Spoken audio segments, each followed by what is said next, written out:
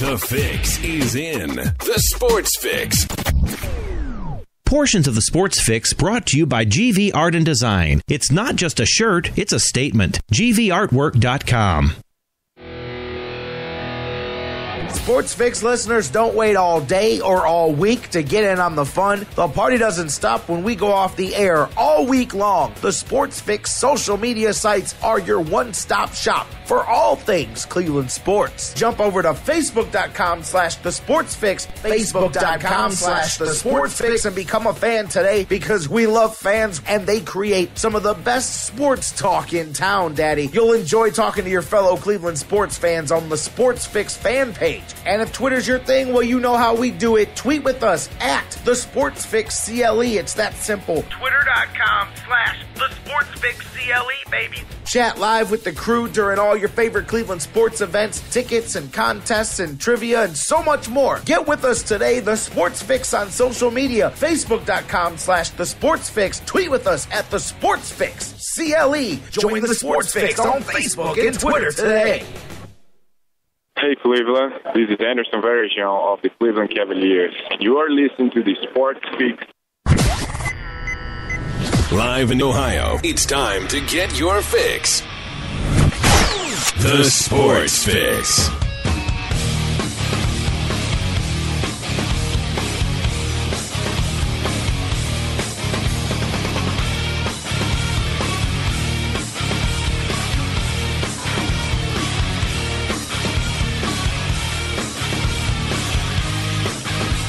Welcome in, everybody. We are live. It is Thursday. Man, week almost in the bag already. And, man, I'll tell you what. Welcome in each and every one of you guys to the Sports Fix as we kick things off here. Another day, another dollar, as they say. And an abbreviated Sports Fix today for sure, for the simple fact that, man, they washed out the game last night. We've got an Indians game going on right now. So flying solo, it's all good. We're gonna have a nice little episode of the Sports Fix today. A little bit of sports talk going on. Kind of a general. You know what? I've got a cool story to tell you guys about in a few minutes before we even get diving into the meat of the show or anything like that. And I love it too because you can probably hear I'm a little bit upbeat today because we've always got the negative side of sports, the bad side. Just a cool little story to tell you guys about here to start the show, and we're going to talk some Indians as well. I told you yesterday, Mike Brandenberry will be with us tomorrow, not today, but we're going to talk about his work today. Did the TryWinLastNight.com has put together a couple of good Indians articles this week. I want to dive into especially the one about, is it the optimum time to consider trading Asdrubal Cabrera, now or never? But we'll talk about that Indians talk a little bit later on in the show. Speaking of some really good articles, I'll tell you what.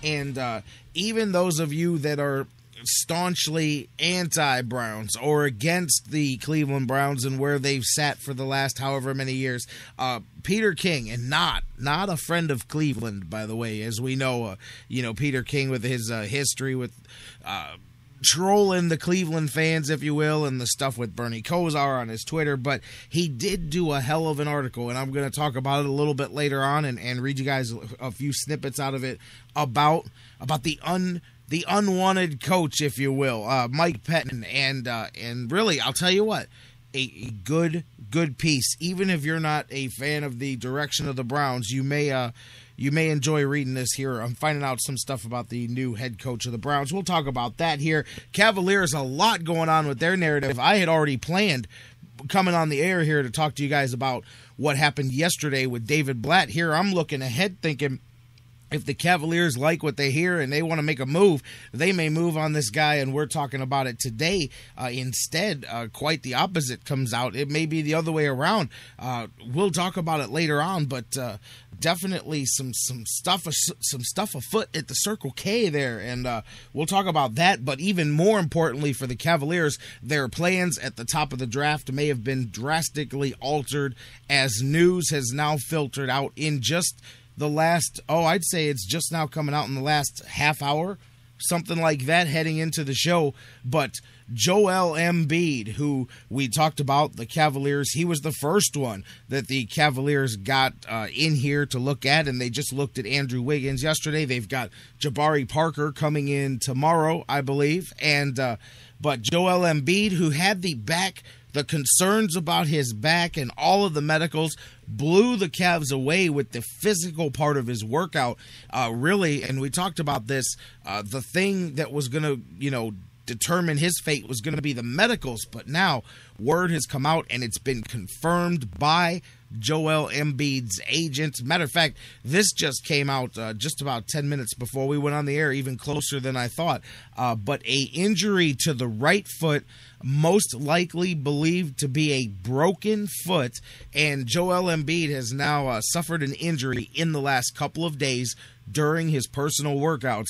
And this, you've got to think, goes highly into the consideration pile. I mean, it's one thing, I get it, that they've got the doctors, and we'll talk more about this later on in the show when we dive into the Cavs, but I get that the doctors at the Cavs are very well renowned and all of that, and I talked about how that gives you a little bit of leeway when it comes to the injuries. But now we're sitting here hearing about a guy with back concerns and a broken foot. If nothing else, that speaks to perhaps being a bit snake bitten and injury prone. And come on, big guys that are injury prone at the top of the draft. I mean, we can talk about a lot of guys who fit into that category. And as much as I was tempted looking at the talent of Embiid too, at this point, Wiggins, it was such a close call to me that at this point, he instantly drops out of my consideration. And now you change that equation for the Cavs, because do they value the size? You value one way, but now the other guys and their scoring ability, do you value that enough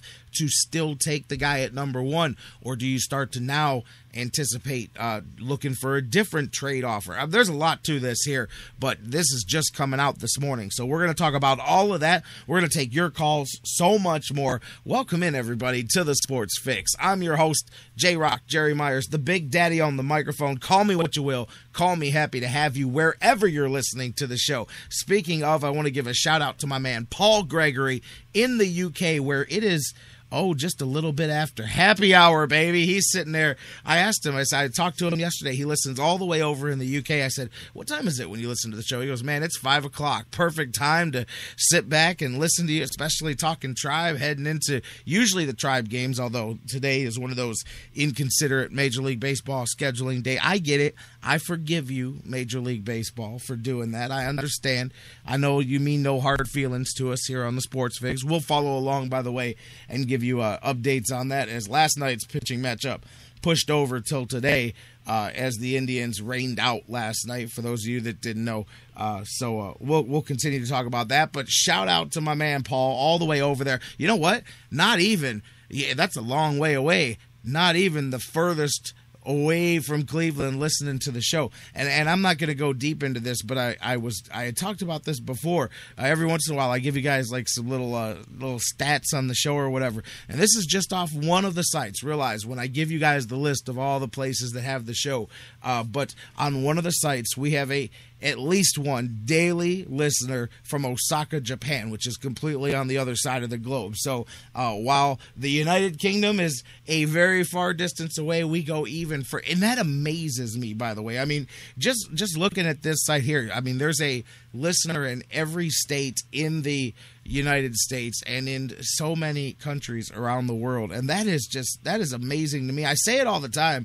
It speaks not to the show as much as to Cleveland fans being everywhere. I mean, just looking in the top 25 here on this site: Canada, Trinidad and Tobago, Australia, Japan, United Kingdom, and then all of these various states around the United States. Just absolutely amazing. Again, a credit to you guys, most definitely. But shout out to Paul. Shout out to Adam Spear, too, by the way, who been listening to the show. I think he jumped up on board last summer. You see him in the chat room sometimes, by the way. Happy birthday to him as well, as we get rolling on the show. And hey, welcome in all of you listening live around the world on thesportsfix.net, on Spreaker and TuneIn and TuneIn's radio app worldwide and Mixler as well. Welcome in each and every one of you guys. Also listening on digital delay 24 hours a day, no matter where you're at, no matter what time, on iHeartRadio, the world's largest internet radio provider, on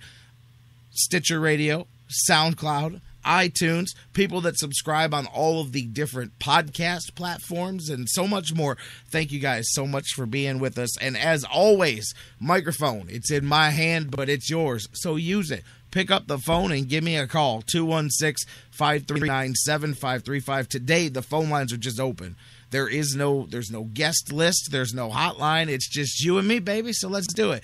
216-539-7535. Pick up the phone. Give us a call. If you can't get to the phone, hit us up on Facebook and Twitter. During the show, we'll read the best ones on the air. Facebook.com/TheSportsFix.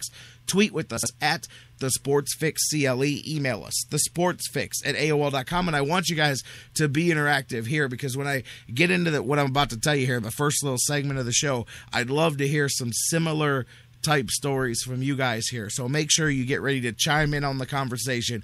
Facebook.com/TheSportsFix. Tweet with us at TheSportsFixCLE and email us, TheSportsFix@AOL.com. And also don't forget the website, TheSportsFix.net. Your one-stop shop, baby. It's got it all right there on TheSportsFix.net.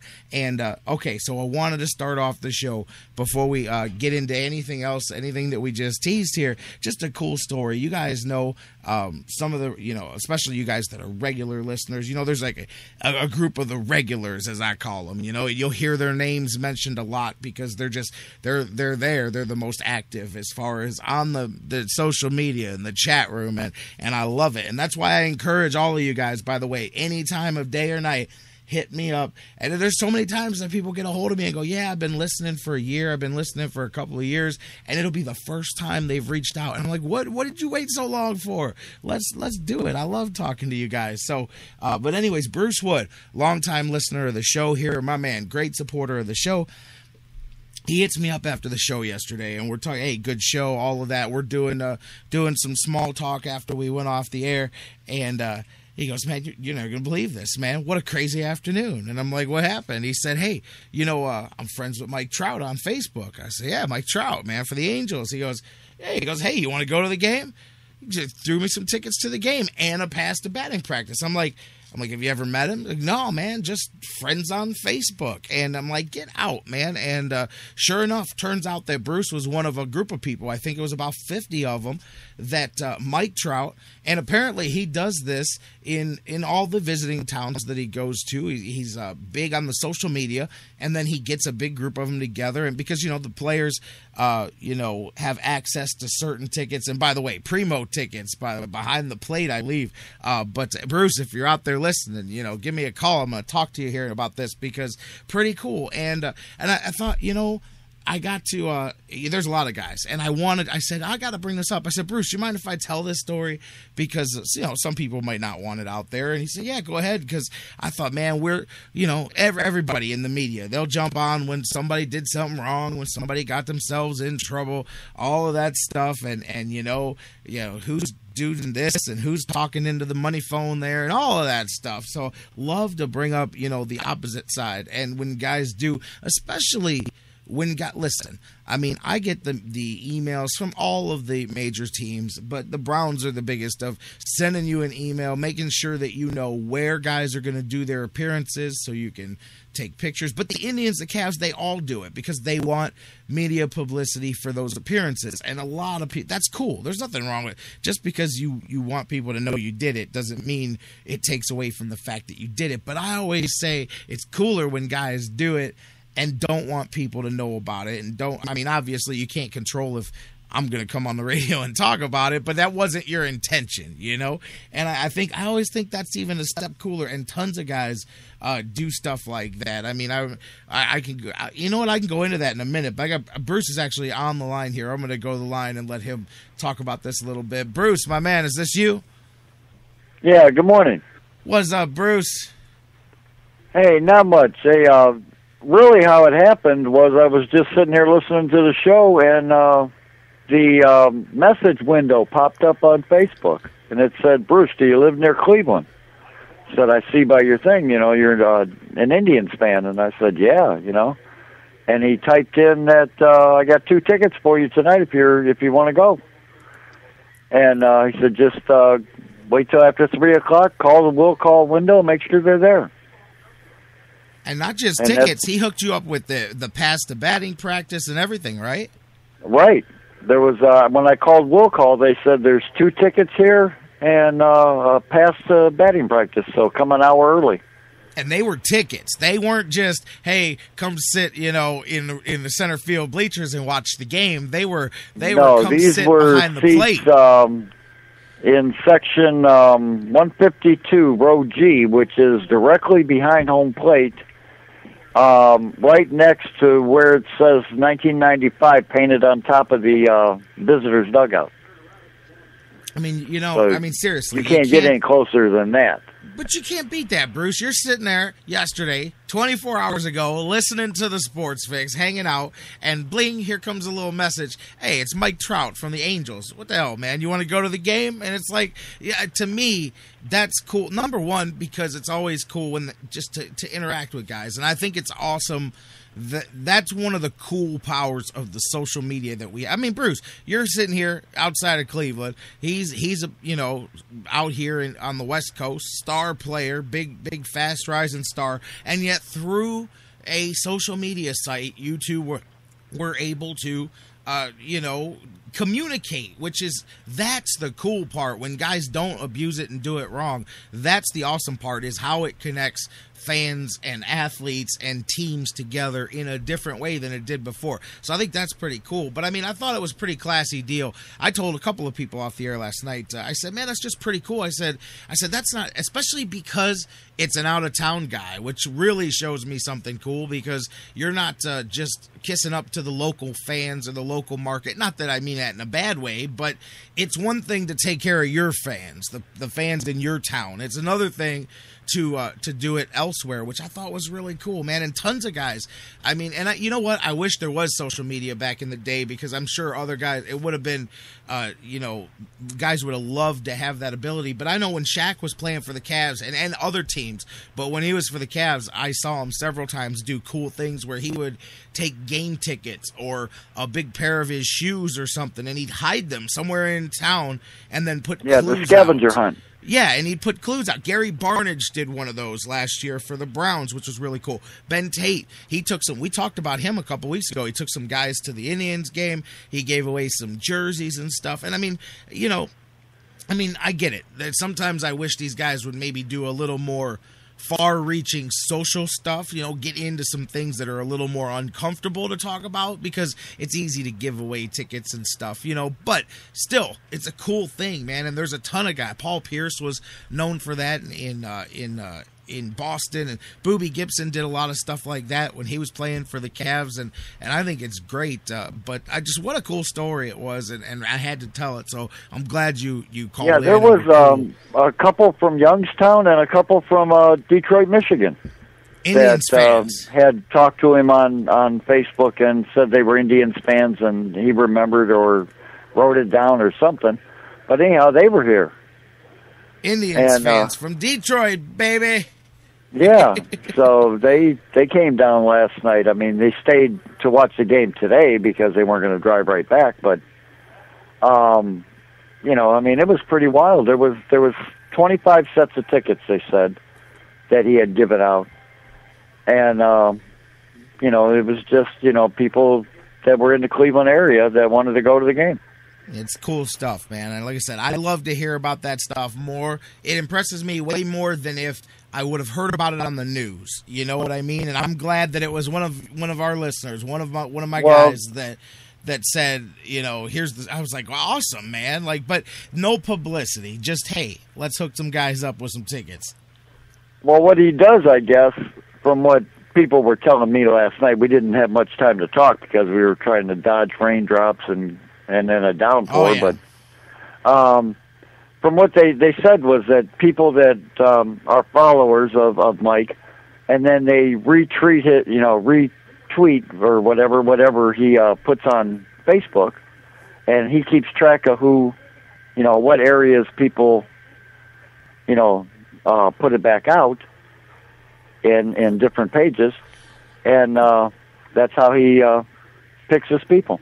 Yeah, and what I appreciate most about that is that there's a difference too when there's a social media person involved. A lot of these guys have people that manage their brand and manage their accounts and stuff, but then you see like that where it's the actual guy's personal Facebook reaches out to you, and I love it. But I just thought it was a cool thing, and I definitely wanted to bring it up. I'm seeing some tweets, Bruce, not to switch the subject here, but I know that you were watching it before we went on the air. I'm seeing some tweets about this Pat Riley press conference down in Miami, and some people saying this may be the greatest press conference ever because he's just down there putting it down on the big three, so to say. I was tweeted a quote, "You don't run to the door when you see failure."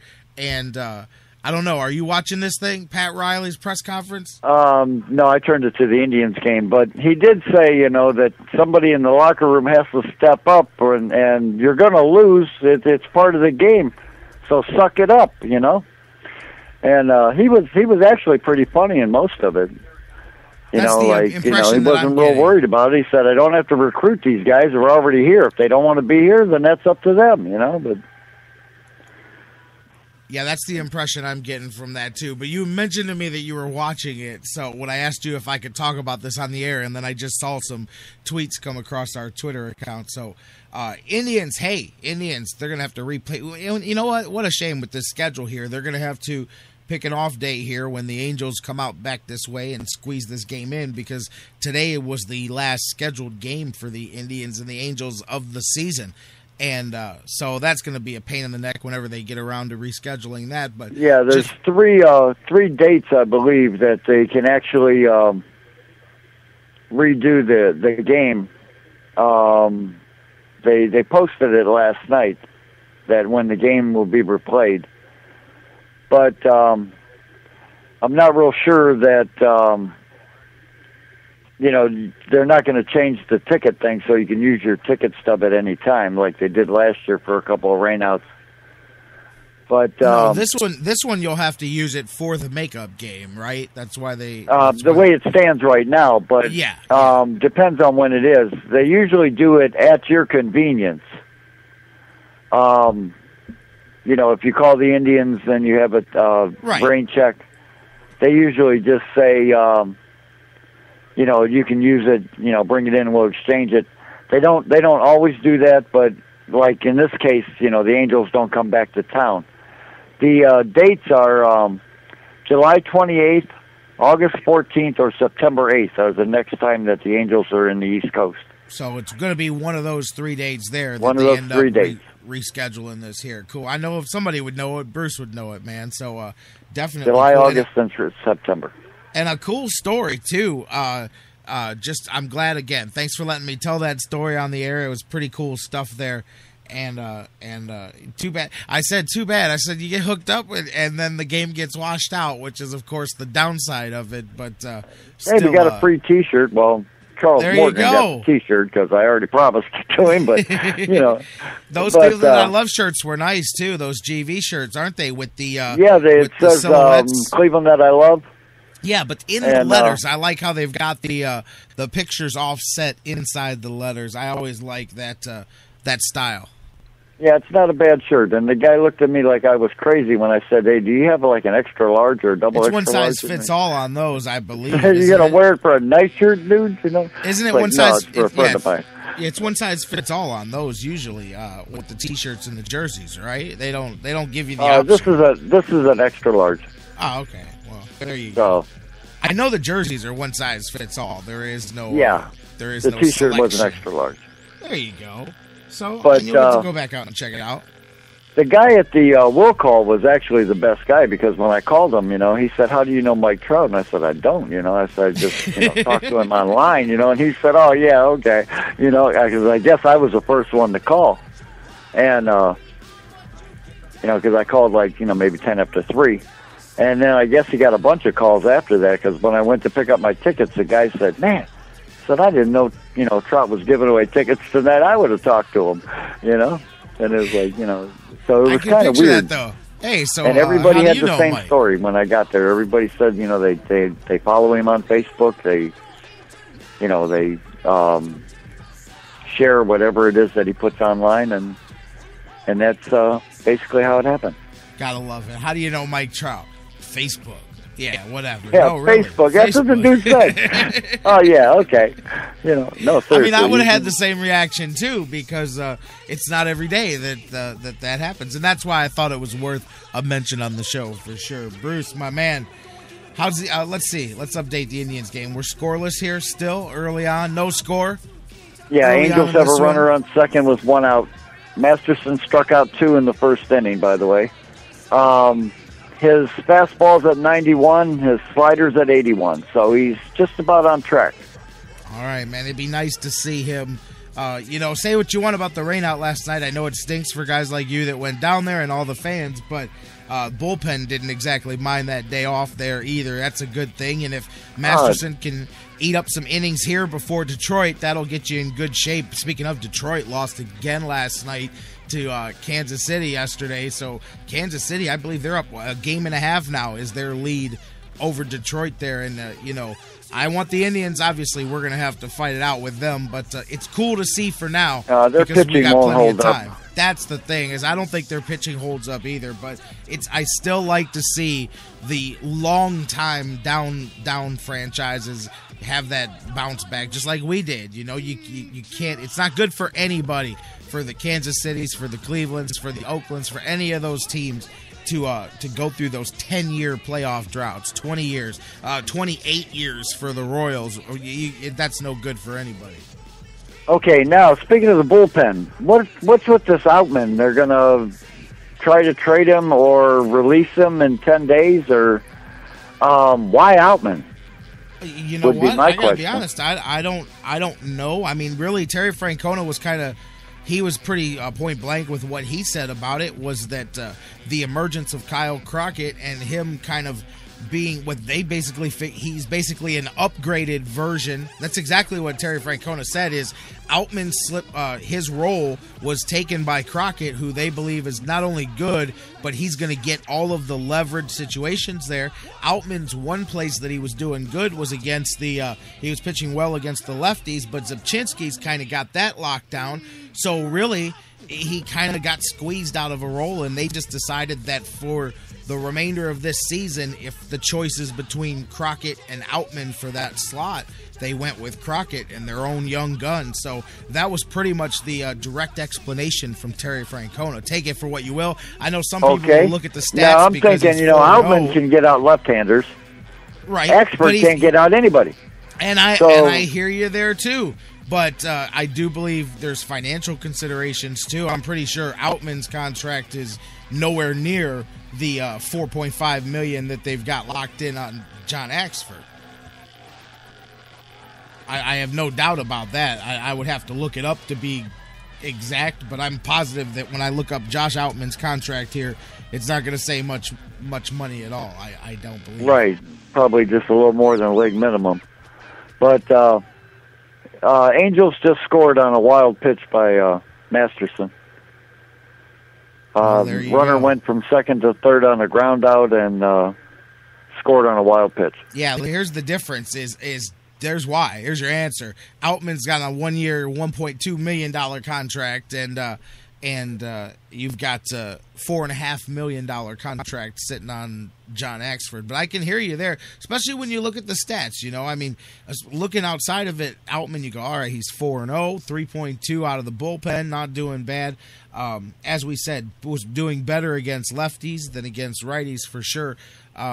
I think the righties were hitting over 300 on him, but lefties were down pretty low. But, I mean, Terry Francona said it really was less about Outman and more about Kyle Crockett, and they had a slot for a guy, and it was one of those two, and they just decided that they're going to give the meaningful appearances to Kyle Crockett. And you can question it. And here's the thing is Outman, 10 days to pass through. He may go through, he may go unclaimed, they may not trade him. Who knows how that'll work out. But does he want to go back to a minor league team Well, or down to AAA if he doesn't get picked up by another team?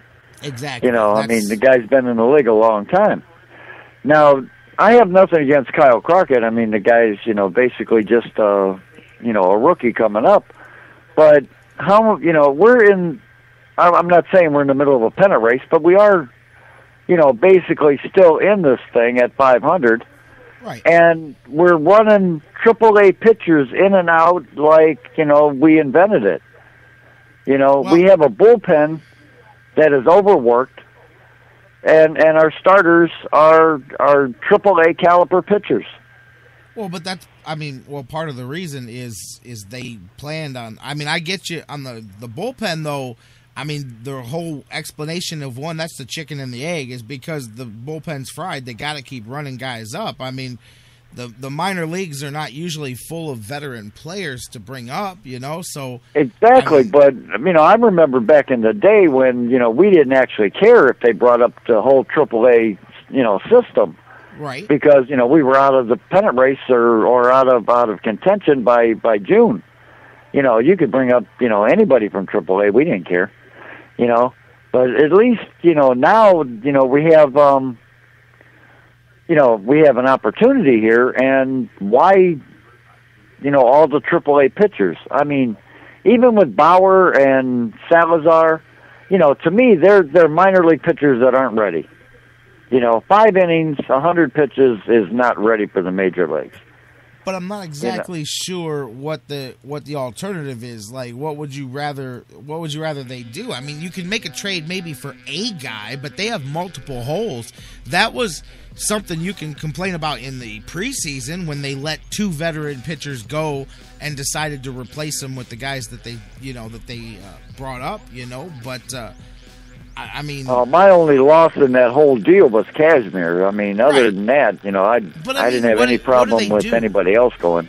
I'm just not sure what they do here because I get you, but where are they supposed to? You can make a trade, but you can't make 4 trades,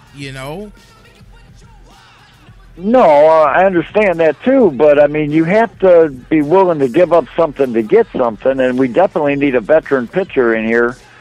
I'm not saying, we're going to revamp the pitching staff, but, Masterson is not pitching up to Masterson capability. And as far as Kluber and, the rest of the staff, they have their ups and downs, and you need a little bit more consistency out of it, I think. Oh, I agree. I think there needs to be a trade made for a guy. And as a matter of fact, when we come back from the break, I'm going to keep talking Indians because I think that's where you have to utilize, and I'm going to go with Asdrubal Cabrera. You've got to utilize an asset like that. I do believe that he can be packaged in the right trade to bring you a veteran. I'm not talking about bringing you a star pitcher, but he can bring you a veteran pitcher in here that can maybe give you. I'm thinking, so many people think that the Indians have to make a trade for Randy Johnson. They don't. They have to make a trade for Ken Hill. No. They have to make a trade for Kenny Hill, for a guy who is under the radar. He's going to come in here, and next thing you know, 2 years later, when you're talking back, you're going, that guy was the key to the season. He came in and calmed things down. He won a couple of key games down the stretch. And I always use Kenny Hill as an example of that because he came over from, I believe it was the Cardinals, and he gave you a solid piece there. And really, I remember the day that happened, and the manager of the White Sox said, well, that's the difference between winning the division by 30 games or 40 games. It doesn't really matter. But you know what I'm saying? He gave you a piece heading into the postseason, and he added some solidity there into that starting rotation. So I see them making a trade for a guy like that for sure.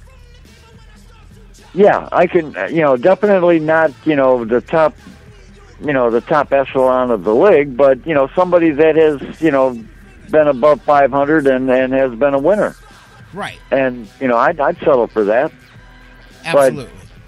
But, somebody just, to go with Masterson that has been in the league a while and can help the young guys along. Because right now our bullpen is going to be, burnt out by the middle of July or 1st of August, no doubt. They got more innings than most starters in the league. I agree. And that's another reason why I'm glad that we had some depth of young arms, bullpen arms, because, I mean, you've seen them have to go to the well consistently because of the short innings by the front, by your 5 and all of that.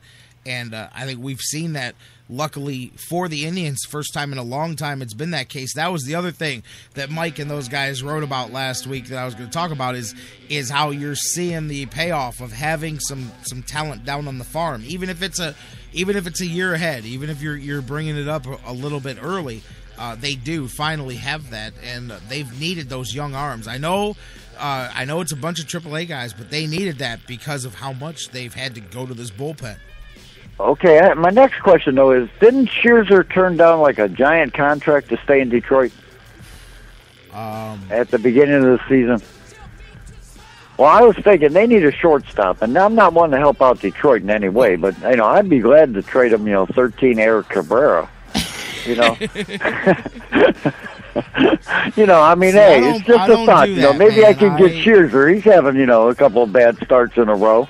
I'd ask for Verlander and, just to have Kate in Cleveland, but, hey.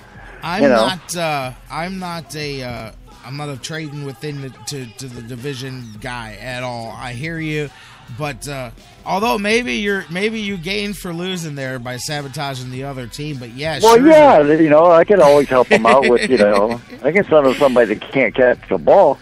Scherzer, I think I said on the Morning Wood the other day that, there's 200 million people in this country. We can't find 3 infielders to catch a ball. It's like, good grief.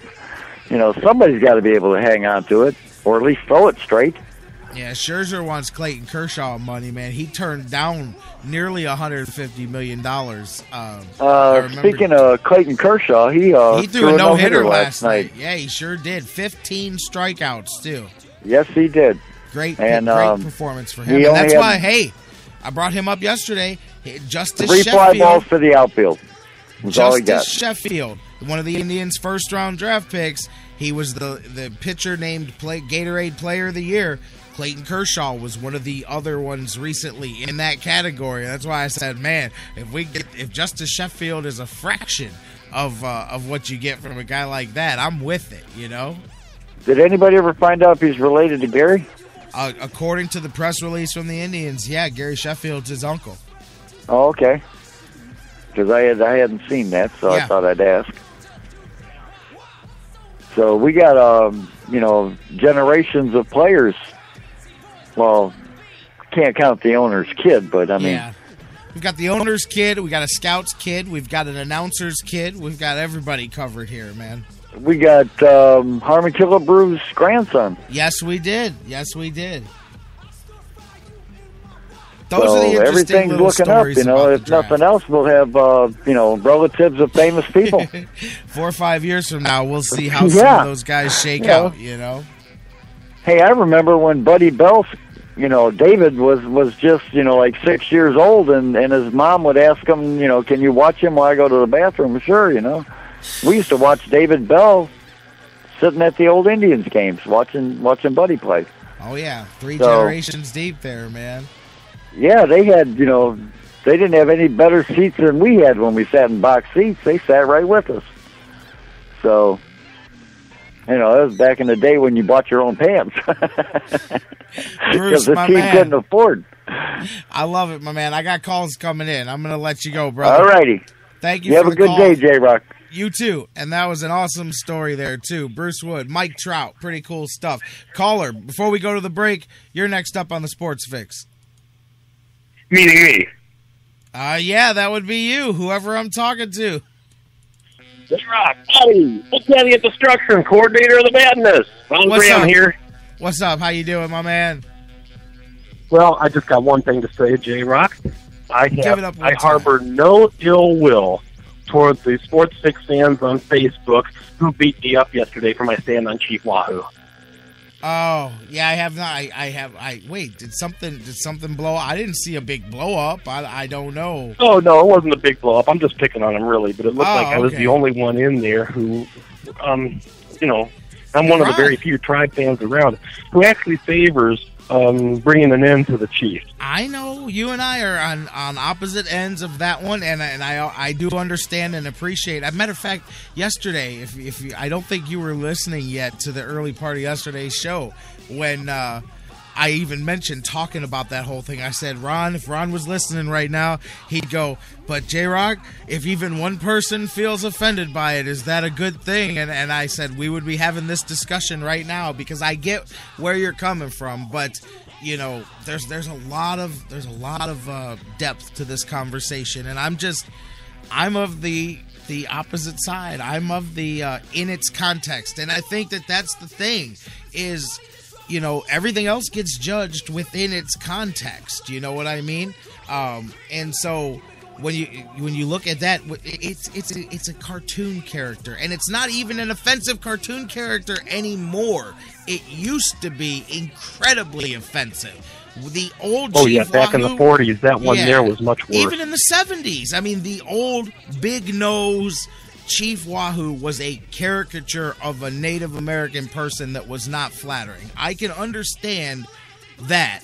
But the one that we've got now, it's not even a caricature of a person. It's a cartoon character. But I know that you have a whole opposite take on that.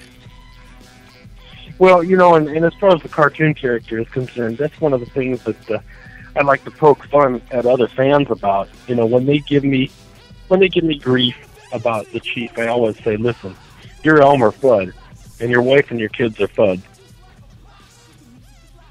What? I mean, if we're going to go with cartoon characters, let's take it all the way.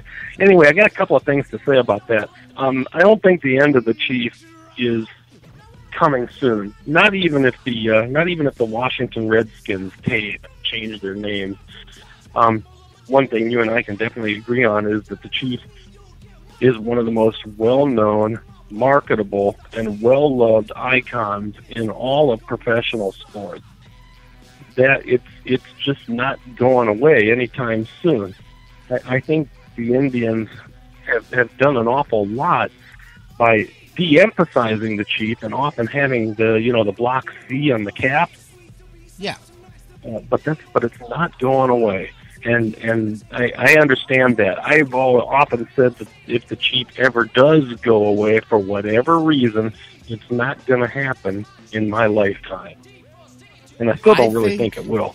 I think what I said yesterday, I stick by it. I think that the minute the Washington Redskins name thing comes to some finality, I think that is the day that Chief Wahoo becomes public enemy number one, and instantly that is the next cause that people go rush after to jump on, and it will quickly be a bigger deal than it's ever been. I truly believe the only reason it's not is because the Redskins is the big trophy horse to take down first and put up on the wall, and then they're coming for the Chief. They are. I have no doubt about it. Well, they probably are. Maybe there'll be people with pitchforks and flaming brands or something like that. I don't know, but I got to tell you, J-Rocc, I don't care about generic liberals who don't care about my team.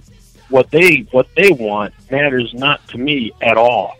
What I care about is my team having a good team. I care about my fans, even if they disagree with me.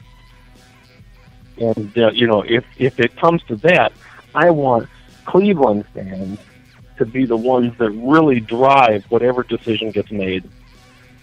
And see, there's the biggest place that I'm at with it, because, and I mentioned the Plain Dealer poll yesterday.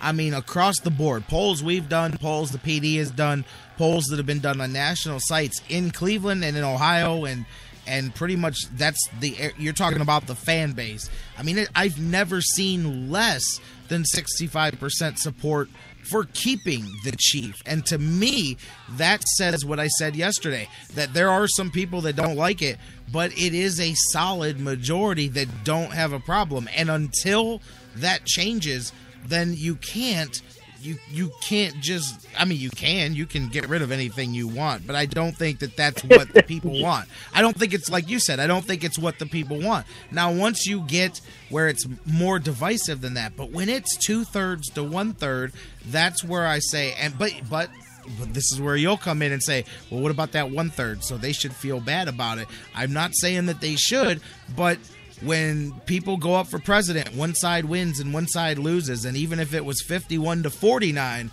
the other 49 have to deal with what the wishes of the 51 were, if that makes sense. Well, for the one person, J-Rocc, we have me.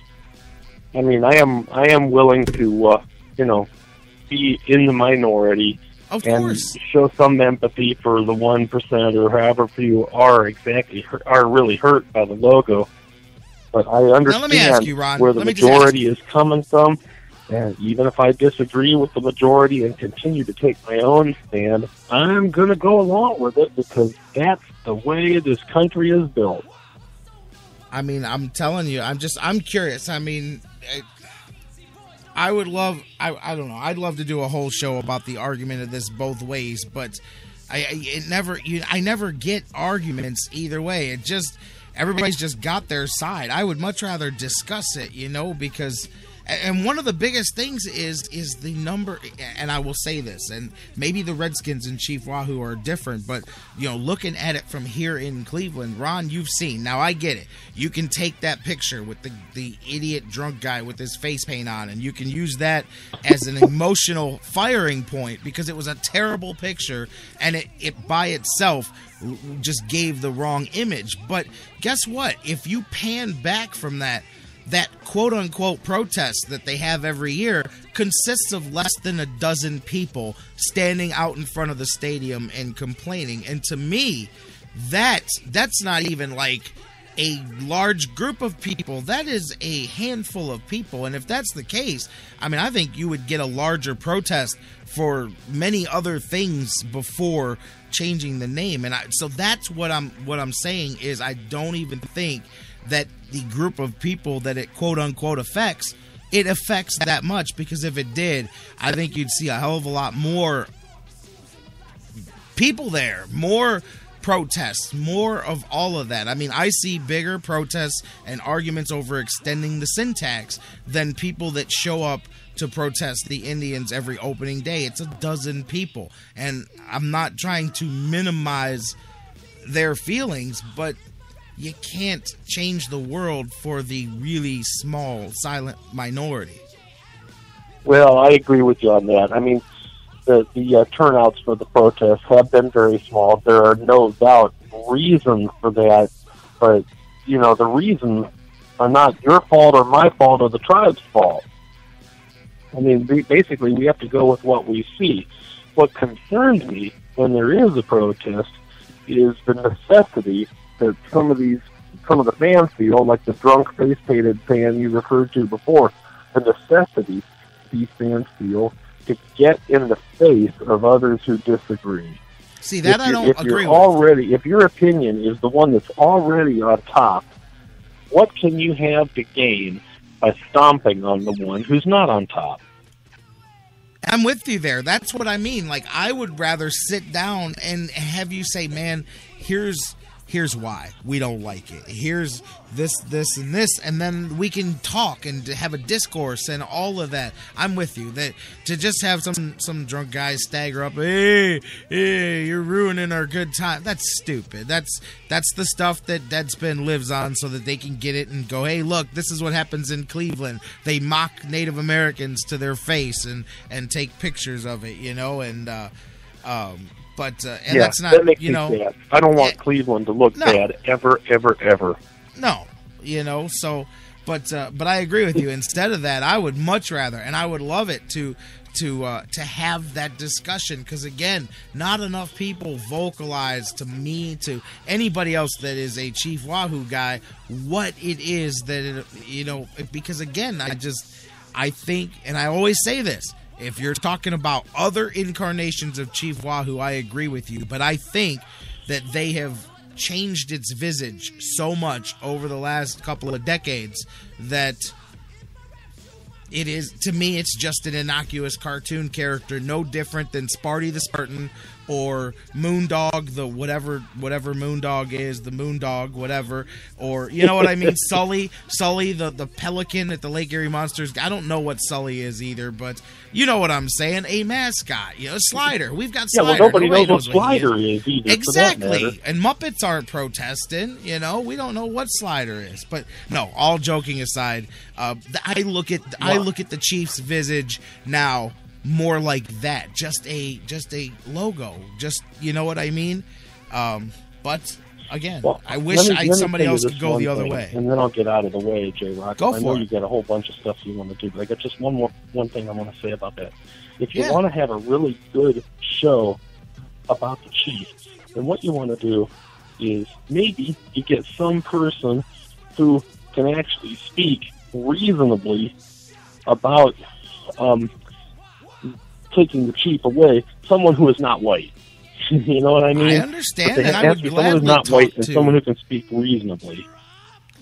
I would gladly you have also that need conversation. to be able to get. You have to get the fans to tell you, not why we should keep the chief, but what the chief means to them in terms of their personal association with the team. I mean, does it make us feel, does it make us think about baseball games we've seen, about the times we've gone to the games with our dad? You know what I mean? Right. What does it do for us? That's what I'd like to hear. I mean, that's definitely it with me. I mean, to me, it's one of the most iconic as far as I think when you see Chief Wahoo in Osaka, Japan. We were talking about that earlier. If you see him across the world, I think a sports fan of American sports would go Cleveland Indians logo. You know what I mean? Like certain ones I think are identified with the team. Me, I mean that's exactly what it is to me. Although of course talking about those old politically correct Chief Wahoos, of course the one that used to be on top of the stadium, the actual the with the bat there in the cocked position. Oh yeah, you're talking about like at the beginning of Major League. Yeah, exactly. So yeah, it's tied to me as a kid, man. I mean, the Chief, I remember, plus I grew up on 43 was broadcasting all the games. Our tribe, our town, with the Chief Wahoo in the corner of the screen, And hey, what can I say, man? So it's definitely 100% for me tied in with the team. I mean, I could not imagine. I'm just being honest. I could not imagine the Indians with a different logo. I couldn't imagine it. Do you find that when they come out on the field wearing block C, that it's harder to see these images that you're talking about? No, I'm not saying that. Listen, if they switched it now, I mean, it's a letter on a hat. I wouldn't be happy about it, but it's not like I'm going to boycott the Indians, but I would boycott that politically correctness won over again and that yet another thing was changed because a few people didn't like it. That's the thing, just in society in general. I just hate that we have created a society where nobody is allowed to be offended by anything. And I'm not saying that you should be. I get it. Don't think I'm bullying here, Ron. I know you're a bullying guy. I'm not saying that. Well, we're going to talk about that another day. I'm not saying my opinion is right, and if you don't agree with it, I'm going to run over top of you. But I believe that when you have 100 people in a room, if 90 people are okay with something and 10 aren't, I just don't believe that you change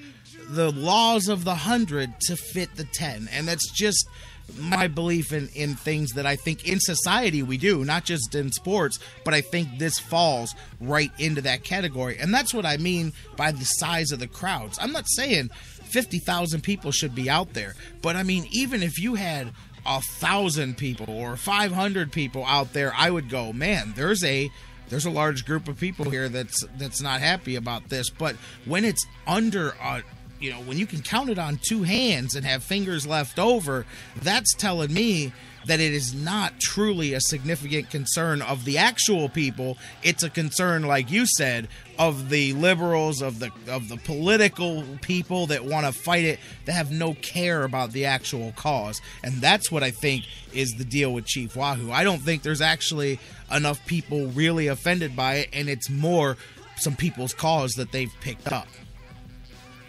Yeah, I'll go along with that there, because that also seems to be the way America works. It's almost like there are hordes and hordes of people out there who are looking for something to get angry about.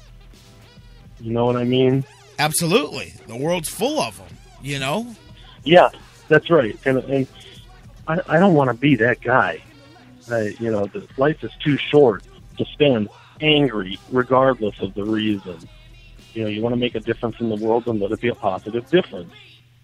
I agree with you, and I can't tell you how many people I've seen in my own life, older relatives, older friends, associates, people that they reach the stage where the kids have moved out, or they've split from the spouse, or whatever, and a lot of people will call it empty nest syndrome or stuff. People look for things to get into and causes to take up, and next thing you know, somebody that didn't care about birds 3 days ago is now walking around with signs on the front lawn saying free the birds, and they've now taken up. And what I'm saying is, you quickly see people look for causes to get into and then become fanatics overnight, and meanwhile the actual people are not involved anymore. It's become somebody else's cause to take up, and really that's what, to me, there's a different argument to be made for Redskins than for Chief Wahoo. I just believe, and I truly do, I think, okay, you can at least make the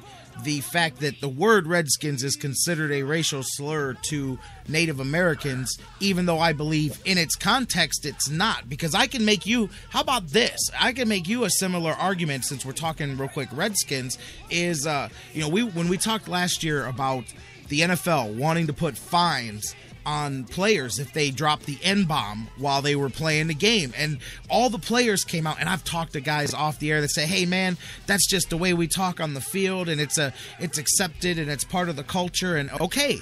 And I give you that only because it's within the context, because if it's used in a different way, then it's offensive. So in that context of being on the football field and being part of it, according to you, it's okay.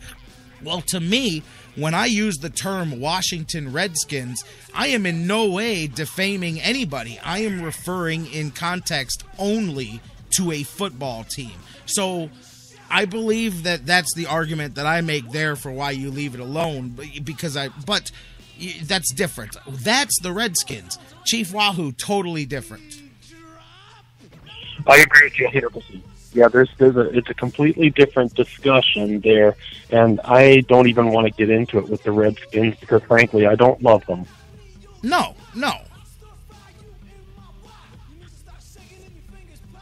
Anyway, hey, it's nice talking to you about it, J-Rocc. It's nice to always discuss something with somebody reasonable. But I'm going to go ahead and let you have your phone line back. No doubt others want to talk to you about stuff. You got it. My man, Ron, great phone call, man. All right, we'll talk to you later, J-Rocc. All right, awesome. See, I love it. Discourse, let's do it. Matter of fact, wow. 2 phone calls and some story time later, and we blew through hour 1 of the show. We haven't even taken the first break yet. I love it.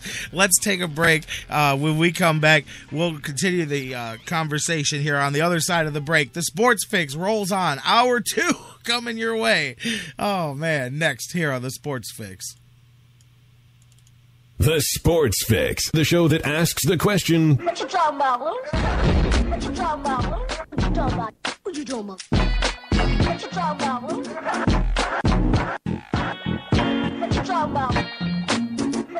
What you talking about, Lou? What you talking about? What you talking about, Lou? We'll be right back.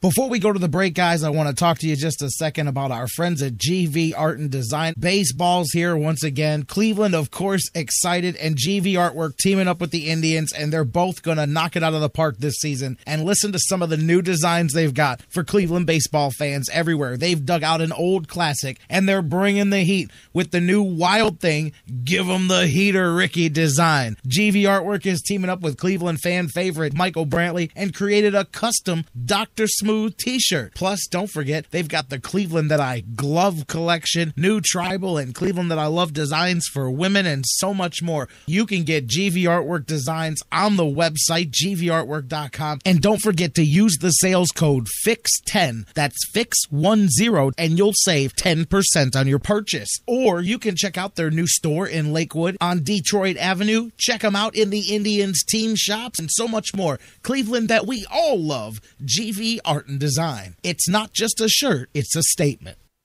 Hey, Sports Fix fans, I'm Fred McLeod, TV voice for the Cavaliers. When I'm not busy taking elbows for my buddy Austin Carr, I'm tuning in to see what the guys are saying. Come on, Cavs!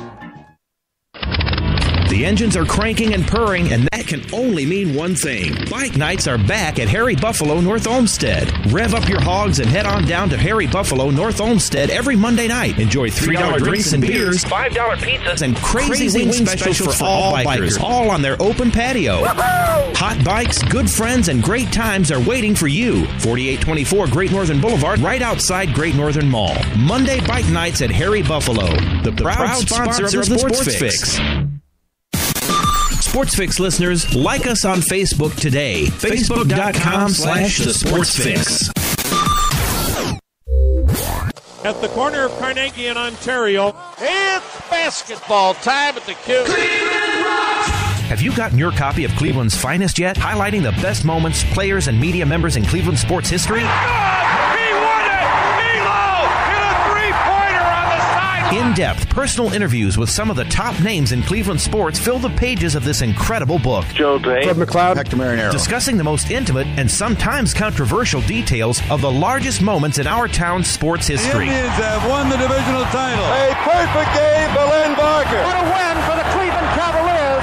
Their first time in a playoff. It's the first book written from the players' point of view, with the media that covered it and the fans that watched. Finally, the true stories are told, from a miracle in Richfield to the NBA Finals. The Detroit Pistons have been booby-trapped. From a perfect game to a World Series one pitch from victory. From a Wildcat High School dynasty to the golden days of the Browns, Barons, and Crunch, this book will change the way the entire sports nation looks at Cleveland. Cleveland, you will have an October to remember. Cleveland's Finest by Vince McKee is this year's must-have book for every Cleveland sports fan. Available now at Amazon.com. Get your copy today. Portions of the Sports Fix brought to you by Quick Lane at Valley Ford Truck, home of the low price tire guarantee. QuickLane.com/Valley Ford Truck. You're listening to the Sports Fix. I'm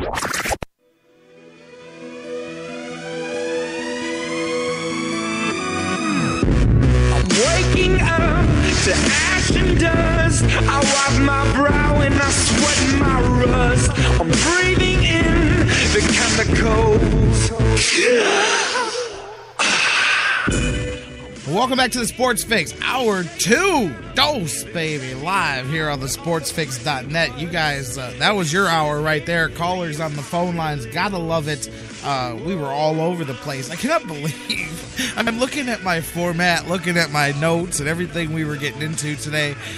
I'm like way up here at the top of the page, but it's all good, man. And, hey, you know what, actually, it works out well. You guys, sometimes good things, the best things happen by accident anyway. I'll rearrange some things here. I'd much rather talk to Mike Brandenberry about his articles tomorrow while he's actually on the show with us anyway. But speaking of articles, I want to dive into this. I told you about it at the beginning of the show, and as we did to kick things off, the phone lines are open, baby. Pick up the phone and give us a call. So many of you. The biggest battle I have with some of you guys is that is the battle to get through on the phone line sometimes, because the different delays and having guests on the phone, and sometimes it's amazing. I'll see all the missed calls afterwards and the numbers and go, man, I'm sorry, man. But anyways, today, not the case. Phones are open, 216-539-7535.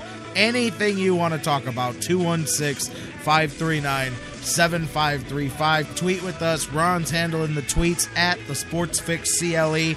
Hit us up on Facebook, facebook.com/the Sports Fix. Email us, thesportsfix@aol.com. Indians game, by the way, rolling on. Angels up 1-0, but the Indians threatening here. Couple of runners on. Matter of fact, they've just tied that game at 1 apiece. Runner at third, bottom of the third inning. So we will continue to update you on that one as the game goes on. Indians in the final game of this series here now.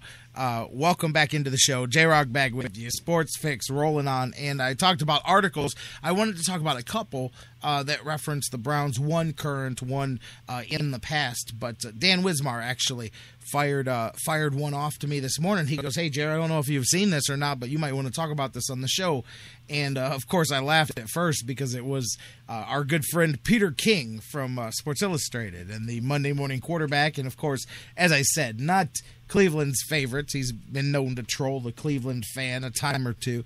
But, you know, the accidental coach of the Cleveland Browns. I quoted that wrong earlier, not the unwanted coach. The accidental coach of the Cleveland Browns is the name of the article, and it's about Mike Pettine. And I'll tell you what, I'm not sitting here telling you to, you know, fire up the, the jet to go to the Super Bowl or anything like that. All I'm saying is, this was a good piece. Greg Bedard put it together, and a good piece about Mike Pettine, his background, the defense that he is putting together for the Cleveland Browns. A little bit about his resume, a little bit about how he got to where he's at. Of course, everybody knows the high school part of it. First high school head coach to end up with an NFL head coaching job since Dick Vermeil.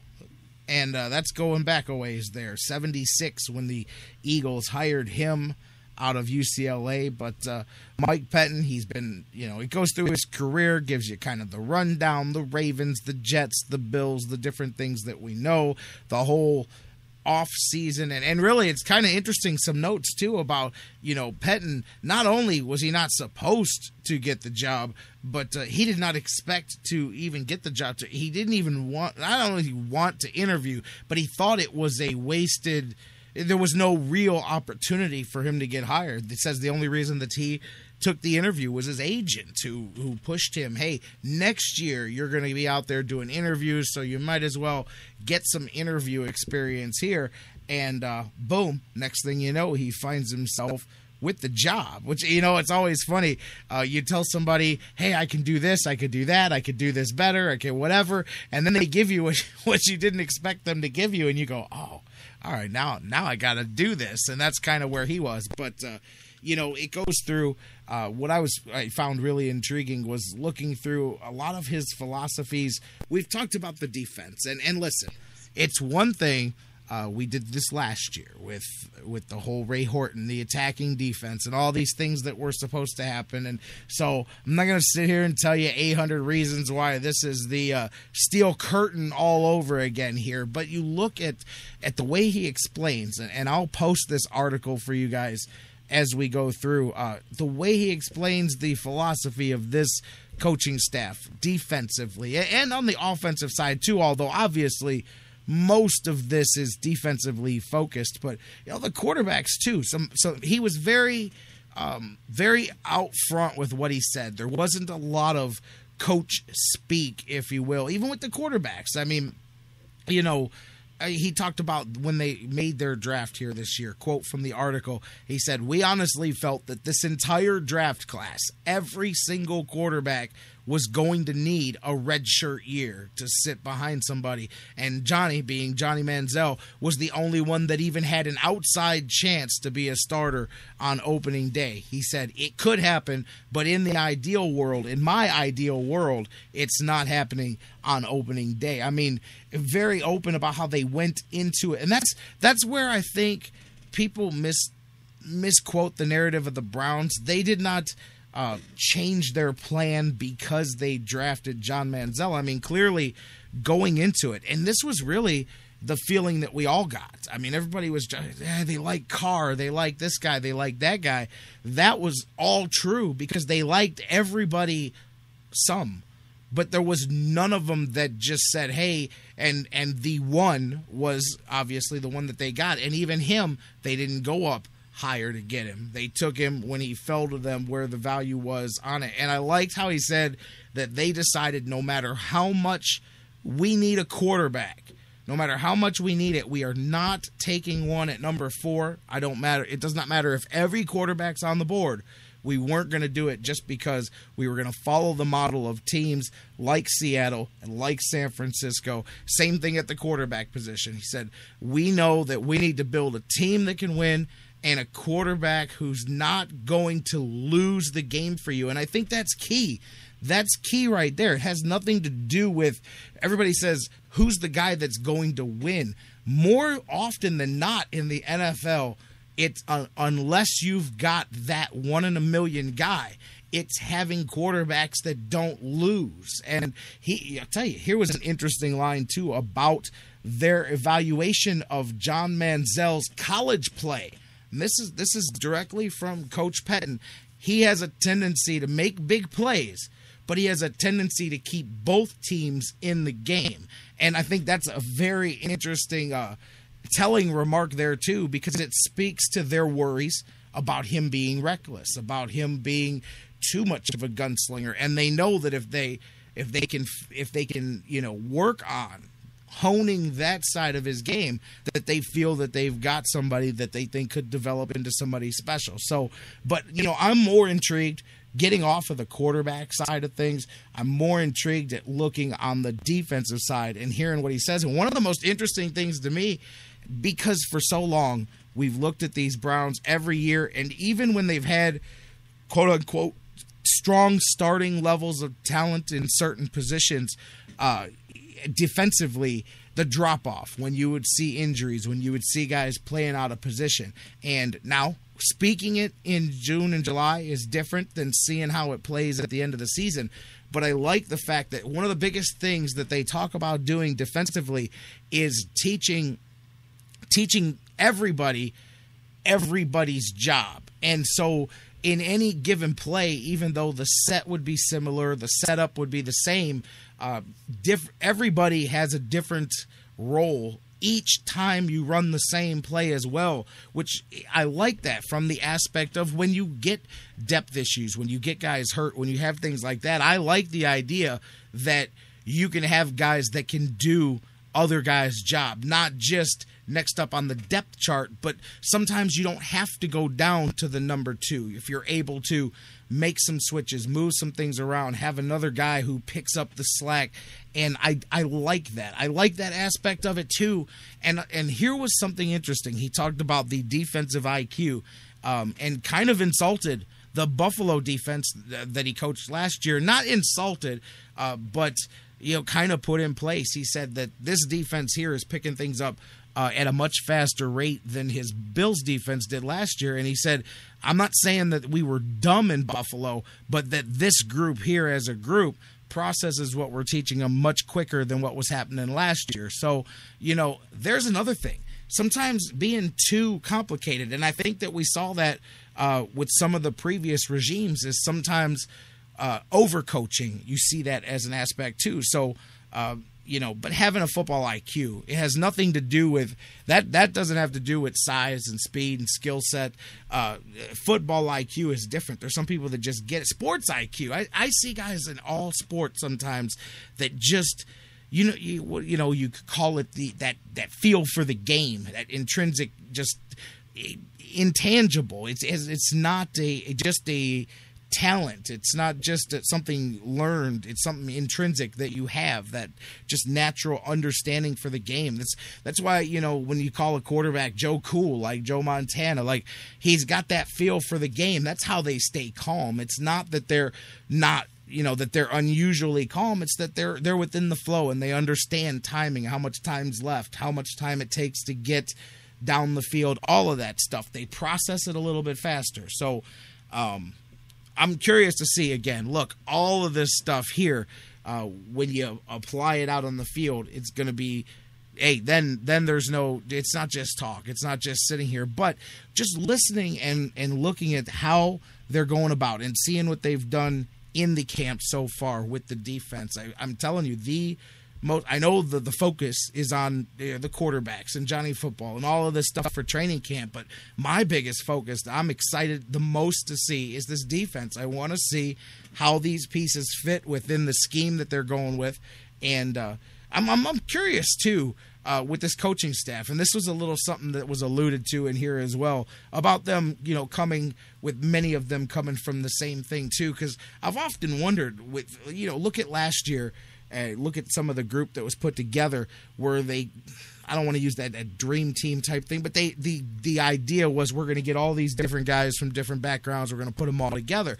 But sometimes I wonder if that's not a setback too, because they're not all on the same page. They've all been there. I'm not saying that, listen, these are all guys that have played, been coached 15, 20 years. I get that. But I'm just saying, sometimes familiarity does breed success. And perhaps being a rookie head coach, the best thing for him was having much of the guts of his defensive staff here being guys that worked side by side with him last year, which at least puts all the coaches on the same page with the system that you're going to. I truly felt that there were times last year that the various coaches were not exactly on the same page with things, especially as things started to fall apart last season. Everybody had different ideas on how to fix it, on what everybody was doing wrong, and we know that there was front office, there was tumultuousness there, so it was more than just one thing going on. But so I really do. Looking at this, and again, I encourage you guys to read it. I'm going to put it up on our Facebook, on our Twitter, for you guys to check it out. But I thought it was pretty cool, and I liked the way that they went about kind of explaining the different techniques, the positions, how they wanted, but each guy kind of cross-training a little bit. And there's never anything. I mean, businesses do that all the time. Cross-training guys to do multiple things. It's not just filling gaps when a guy goes out, because if that's not what I'm explaining here. It's actually explaining guys how to line up in the same set, and you could do it 3 times in a row, and each time everybody's got a completely different responsibility in it. And I like that, from a confusing the offense side, from that aspect, from filling gaps when you've got changes that happen in the depth chart and all of that. But again, I like that kind of cross-training of the guys there. So it's a good article. It goes into a lot in depth, talks a lot about the changes offensively with Kyle Shanahan and what he's bringing, the tempo that they plan to run.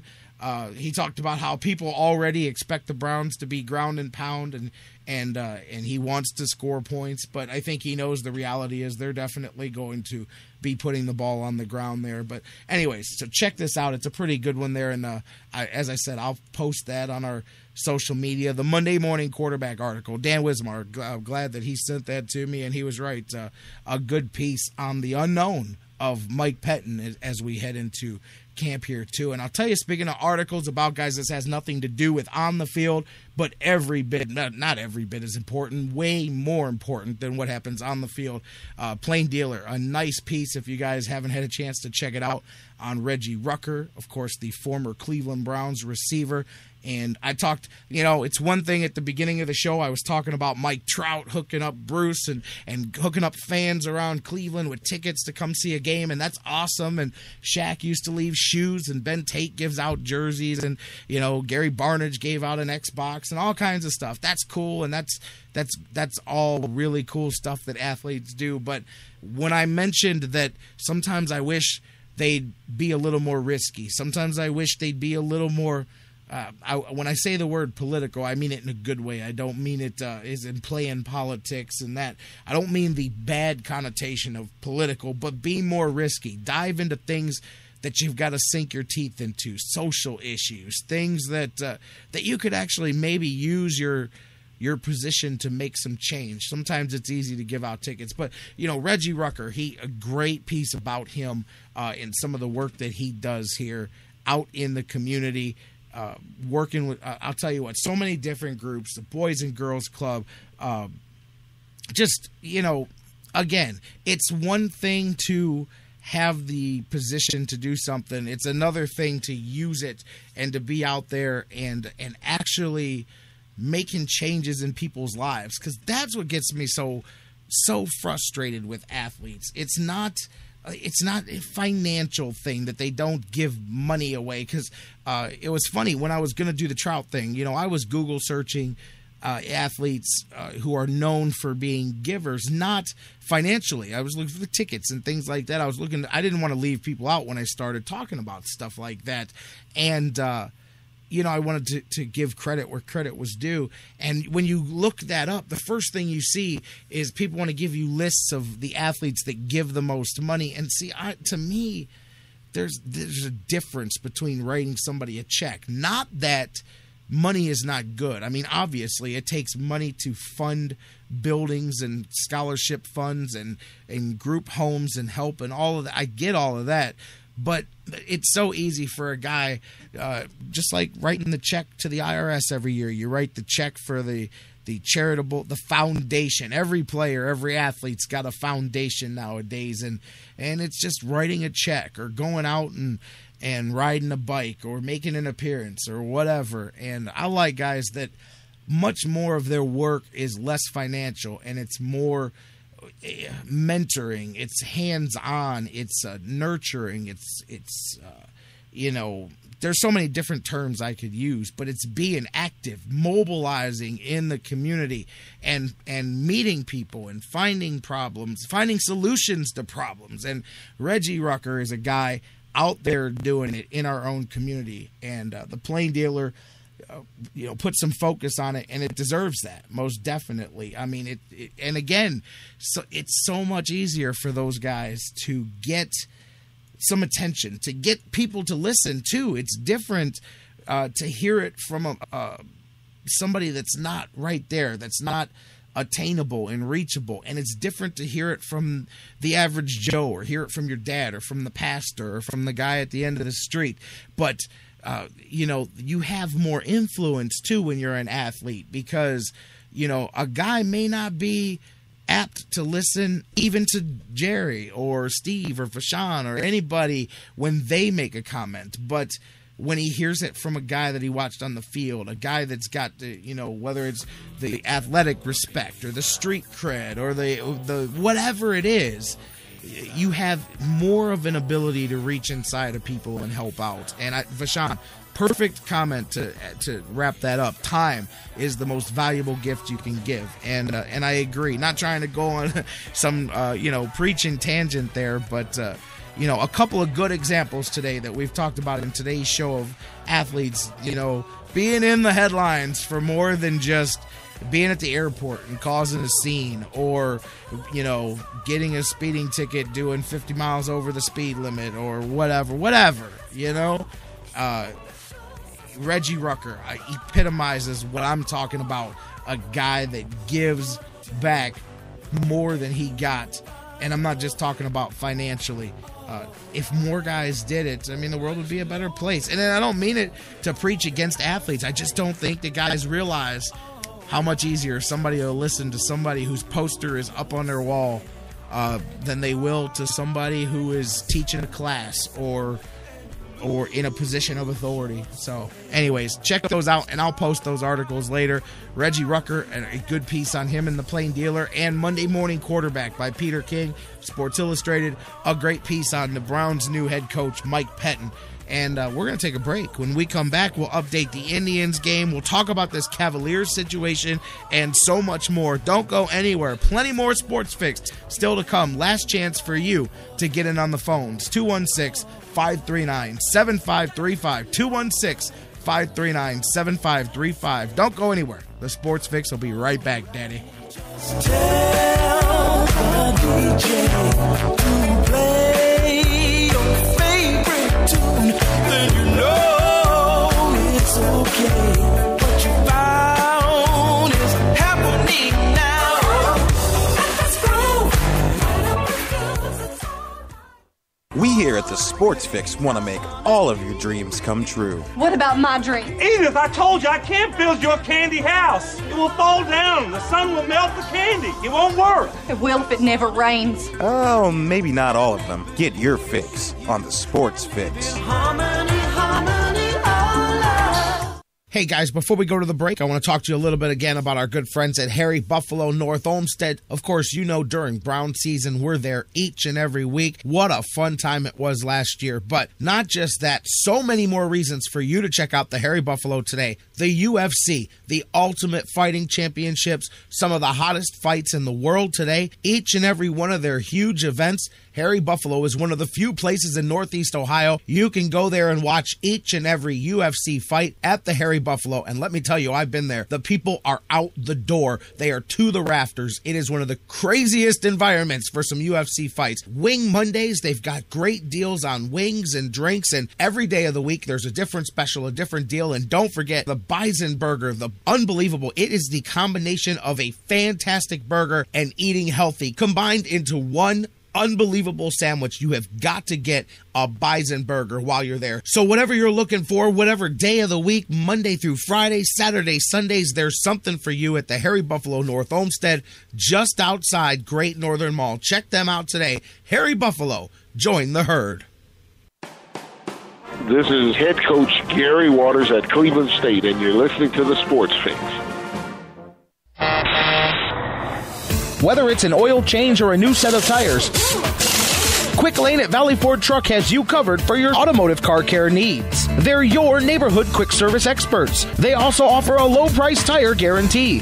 Choose from 13 brands, and if you find the same tires at a lower price within 30 days, Quick Lane at Valley Ford will refund the difference. They're open late Monday through Thursday until 9 p.m. and open early Saturday so you can check it off your to-do list and get on with your day.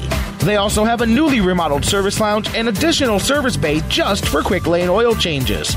Quick Lane at Valley Ford Truck is located at 5715 Canal Road, right under the 480 Bridge in Valley View, just down the road from Independence. 5715 Canal Road, right under the 480 Bridge in Valley View, just down the road from Independence. Come see why life is better in the Quick Lane. QuickLane.com/Valley Ford Truck. That's QuickLane.com/Valley Ford Truck.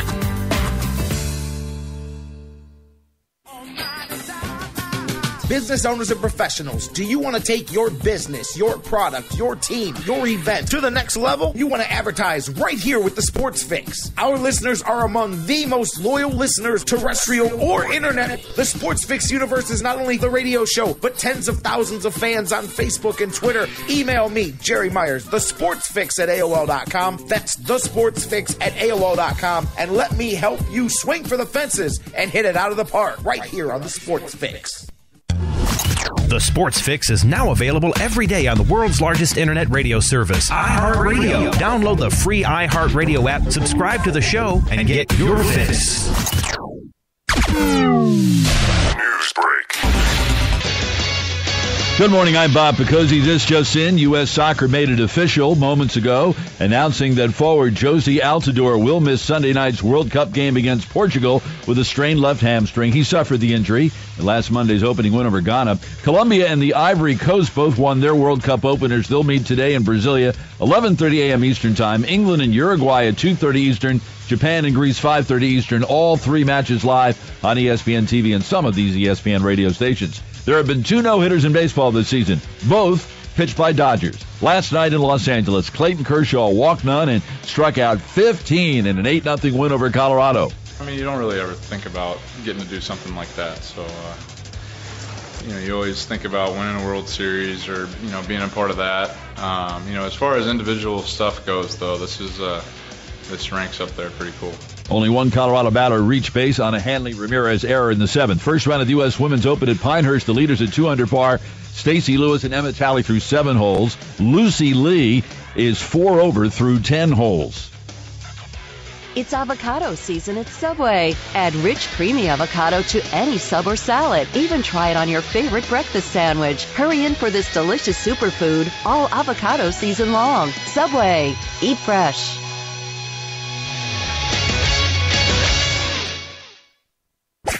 Now, back to the Sports Fix.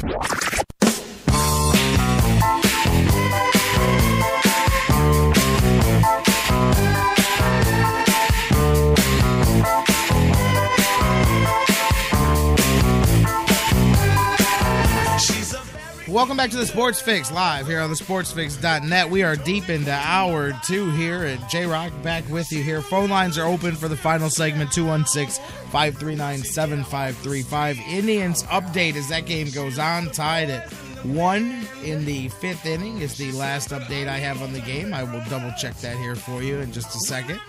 I've got a score of 1-1 here. We are in the 5th inning. Masterson still going for the Indians, and of course that game, we'll talk about the final results of it tomorrow. By the way, during the break, I got a chance to go read the transcript of that press conference we were referring to earlier with Pat Riley, and my man Pat Riley went to work. Hey, I'm no Heat guy at all, obviously, LeBron, all of that stuff, and Pat Riley put the collusion squad together, but he put it down. He said, you know what? I think I know how to keep LeBron in Miami. I'm going to insult his pride a little bit and see if I can't sting him. And you know what? He's a master psychologist, so he may very well just be onto something, but he definitely took a couple of shots. It's almost like he anticipates the decision, the jailbreak part 2. He can already feel LeBron with his bags out the door, regardless of where you think he's going to end up. Here's a couple of those quotes. This stuff is hard. You got to stay together if you've got the guts. Don't find the first door and run out of it. Stay together if you've got the guts. Tell me that that's not a little competitive jab right there, saying, well, you go ahead and leave, but you'd be a coward if you did. Now, he didn't need the guts to stay in Cleveland, don't forget, when Pat Riley convinced him then that he had to have the guts to leave and take advantage of the opportunity. Now it's about having the guts not to leave when the going gets tough. Let's see, there was another comment out there. We're going to find out what we're made of here. It's not about having options. It's not about free agency. When you are a team, you deal with it. And a couple of other quotes that he had in there, and I got a kick out of it. Anyway, especially looking at the irony of Pat Riley now being in the Dan Gilbert seat from 2010, knowing that no matter what he says, at the end of the day, all of the power in this thing is in the hands of the guy and not in the hands of him or the team, and Pat Riley's not used to that, but I love it. I guarantee you, if you had a mouse in the room during all of those collusion discussions, Pat Riley no doubt told LeBron at that time that he had to have the guts to make a hard decision to grab greatness, and now he's got to have the guts not to run away when the going gets tough. You gotta love the irony just dripping out of that situation there. Anyways, speaking of, hey, let's talk hoops a little bit. Oh, here, talking about dripping with irony and sarcasm, that idiot troll Bill Simmons. We talked about him. We talked about him several times before. He made his comments during the draft lottery about the Cavaliers. Now he's just trolling Cavs fans here. His latest article, I guess he's got a take out there of the Cavaliers not only landing LeBron James this summer, but bringing Carmelo Anthony with him to Cleveland to join up with Kyrie Irving and create a new squad, his new big three here in Cleveland and all of that. He gave it plus 400 odds, and I'm like, get out of it. You don't give it odds. You are just trolling the fan base of Cleveland, hoping to get whatever the I don't know what reaction. I don't know if you were looking for the good one or the bad one, but Bill Simmons is trolling Cleveland today, so be on the lookout for that one right there. Talking hoops, though, I mentioned it at the beginning of the show. The two things surrounding the Cavaliers. About the coaching thing, we talked about Blatt, and I said, hey, I thought that if the Cavs were hot on this guy, that we may hear something by the time we came on today, that they may make an offer, but I think the ball's out of their hands, because if you guys have probably caught up by now, I know that it was in the newspaper this morning, but that yesterday, one of the top journalists from the Israeli covering the basketball, basically it's the equivalent of an ESPN channel, tweeted out several things. He's very close with David Blatt. After his interview, he tweeted out that it went well.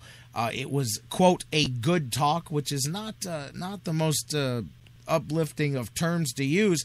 And then his final note, people close to David Blatt advise him to join Golden State as assistant over diving into head coach role in Cleveland. Now, you can read that one of two ways. You can read that as damage control, that he came out of the interview and did not feel that he was going to be the front runner for the job. I disagree. I think the Cavs were hot on him.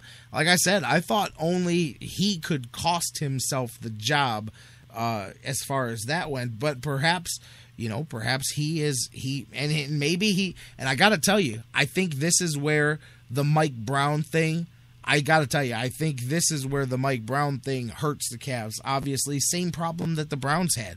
You can say anybody, anybody is the correct answer. Anybody will take your money and will take your job. But, if I'm David Blatt, and we're not even discussing his candidacy right now, but if I'm leaving for the first time, I'm leaving my safety net, and I'm coming over to the NBA, and I've got a couple of opportunities, obviously knowing that the last guy that sat in my chair signed a 5-year contract with guaranteed money, big bucks, and he was still out of a job within a year.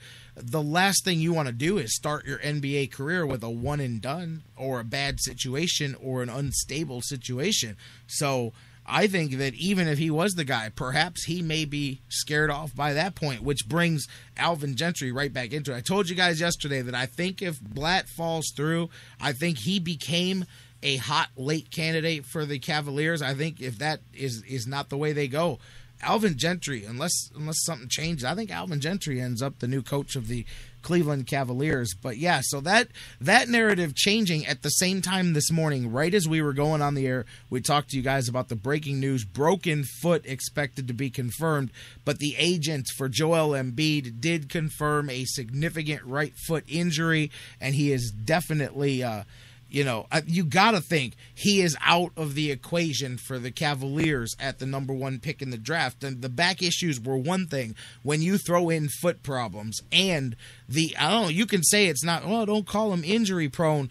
Regardless, several concerns at the top of the draft. To me, as much as that talent is intriguing, I have got to think that really changes the entire thought process for the Cavs at the top of the draft. Whether that makes them narrow in on Wiggins or Parker, or whether they view none of the options there as worth taking. Perhaps they talk about following up on that Philadelphia offer that we talked about, which was Thaddeus Young and the number 3 pick for switching up to the number 1 with the Cavaliers. There were several other offers. Do they trade the pick entirely and go the route of a Kevin Love? Although I saw Flip Saunders, I saw some stuff the other day about how he felt it was going to be hard for any team to match the offer that Boston has got on the table if they decided to go that route. So I'll tell you what, it definitely changes the conversation there, because I told you, I talked to some people in the Cavaliers who physically, from the workout side, were blown away by Embiid, and he was really gaining some steam in the front office there. But I think this takes all the decision-making out of that process. There's just no way. The concern alone about the back was one thing, and that was going to be hard enough to justify yourself doing, but the potential talent and the fact that you can't teach height and all of that would be different. But I think when you add this in there, I mean, really, you guys, I could see people going absolutely nuts if the Cavaliers still drafted him, and then he really is injury prone. I mean, you can point to Z and say how things worked out for the best, but there was no guarantee of that. Hell, he got lucky that things worked out for the best, because he took one last shot at surgery. He was done. He knew it. He was done. And then they were able to, luckily, that last one got the job done, and he was able to come back and have a career. But that does not always happen. For every Z, there's a Bill Walton. There's a guy out there Greg Oden. And you know what? That's the thing that worries me about Embiid is, does he become that kind of guy? Does he become, a Greg Oden, a guy who has all the potential, the physical tools and talents, but his body betrays him one after another? And I'm seeing that right there. I just think he's out of the equation for the Cavaliers here. So, anyways, they saw Wiggins yesterday. You've got Parker coming up. You've got trade offers out there. and very interesting to see that. I'm telling you, I think that this may change. This may open up the odds of a trade even more. I think that this definitely puts that back in play for sure, because I don't know that the Cavs valued either of the other options enough not to pick up a guy like Young or a couple of extra picks here just to drop down a spot or two and still get one of these guys. I don't know, but the Embiid thing just came out this morning, and we will have to follow up on that as the confirmation comes out. Obviously, definitely affects a lot of things in the next 7 days with the Cavaliers. We'll be here tomorrow. We're talking about all of that. We've got John McMullen from the Sports Network going to be with us. Jonathan Knight will be here. We've got Jeff Gorman in the house. Mike Brandenberry from DidTheTribeWinLastNight.com. We've got a loaded slate tomorrow covering all the bases and getting you ready for the weekend, as hopefully only we can here on the Sports Fix. Meanwhile, Indians continuing on, bottom of the fifth. I've got still got a 1-1 score here. Let me refresh that, but I've still got a tie game here for the Indians, 1-1, and they are at the end of the fifth inning. So Mike Trout, Pujols, Hamilton, what a murderer's row there when those guys are all hitting right. Coming up next for the Angels here, hopefully the Indians can pull this off and get you a little bit of good vibes coming into that Detroit series that we're going to preview tomorrow. Hey, something else. Hey, I'm not going to talk a lot about it now, but I will be soon, and you can bet that you're going to hear an endorsement every day for the next couple of months, because I'm a week in, and I have to tell you guys, DDP Yoga, I'm not saying this because of any reason. I'm not being paid a dime for this, but I have become an endorser for DDP Yoga because, man, I've got to tell you, in just the first week of doing it, already an incredible difference in how I feel, and I've got to tell you, as the catchphrase says, it ain't your mama's yoga. I cannot believe that standing still gave me such a workout, man. I'll talk to you guys more about it, but I behoove you, if you've got back problems, if you've got spine problems, if you're looking to drop 20 pounds and you've only got a month to do it, I'm telling you now, DDP Yoga, baby. I will talk to you guys more about it. I promise you, I'm not making a dime to tell you this, but you may pay me later if you start doing it, because I'm telling you, just a weekend. And you got to realize, I'm not just a couch potato. I do have an athletic background. I lift heavy weights. I run long distances every day. I do stuff like nothing.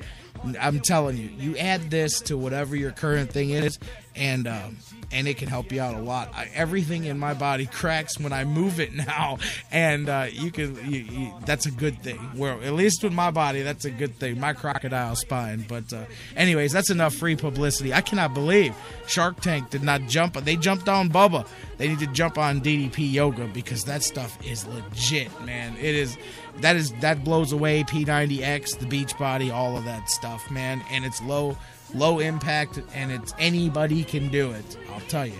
And I'm telling you, I don't think I've ever given that much free plug for anything in my life, but it's some good stuff, man. I'm feeling real, and I'm only a week in, feeling fantastic. DDP Yoga, baby, feel the bang. Anyway, so guys, we're going to feel the bang tomorrow, wrapping things up. Big Friday show, John Knight, John McMullen, Jeff Gorman, Mike Brandenberry, Doug Plagans might even stop by. Who knows? I don't even know if I got room for everybody. But let's do it. You guys have fun. Enjoy the rest of this Indians game. Come back tomorrow energized, fired up, and ready to fire through Friday, baby. Live. Same bat time. Same bat channel. Right here on the Sports Fix. We love you, Cleveland. We'll see you tomorrow. Go Tribe. See you tomorrow. I love slime Crockett Park's the perfect place for me to spend some time in. Baby, this is Cleveland. It is so much more to us. You can even go to Severance Hall to see an orchestra. Hey.